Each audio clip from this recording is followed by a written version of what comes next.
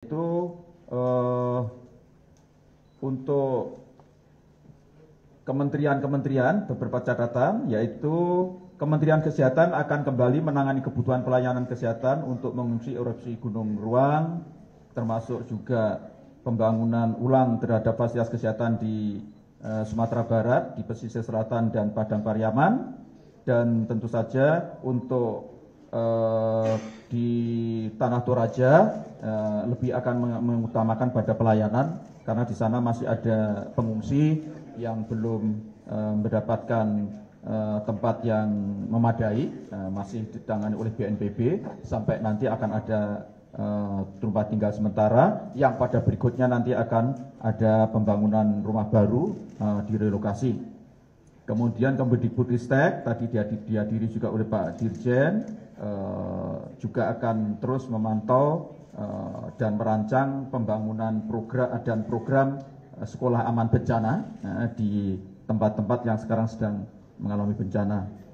Dan tentu saja di antara yang penting dan yang paling penting itu adalah Kementerian PUPR yang kebetulan hadir di sini Pak Sekjen mewakili Pak Menteri PUPR. Jadi nanti akan segera melakukan percepatan penanganan pembangunan infrastruktur yang terdampak berupa jalan dan jembatan yang rusak, yang putus, serta fasilitas umum yang lainnya, termasuk sanitasi. Nanti akan menjadi tanggung jawab dari Pak Kementerian PUPR.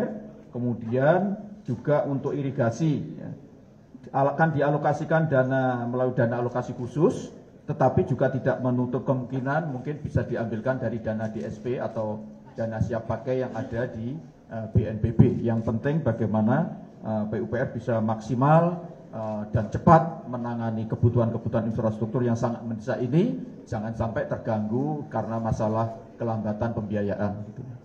Kemudian dari Kementerian ATR BPN tadi juga sudah dihadiri oleh Pak Dirjen dan juga Kementerian LHK, ini yang nanti akan bertanggung jawab untuk memastikan status tanah baik yang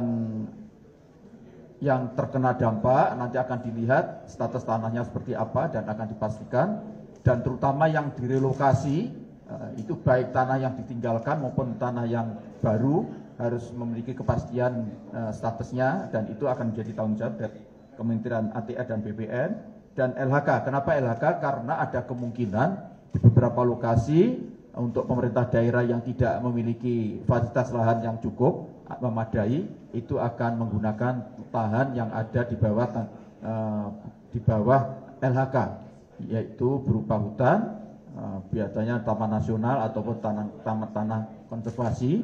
Karena itu keterlibatan LHK nanti akan sangat dibutuhkan. Kemudian BNPB ini akan segera melakukan pendataan terhadap permukiman yang terdampak, by name by address, gitu ya.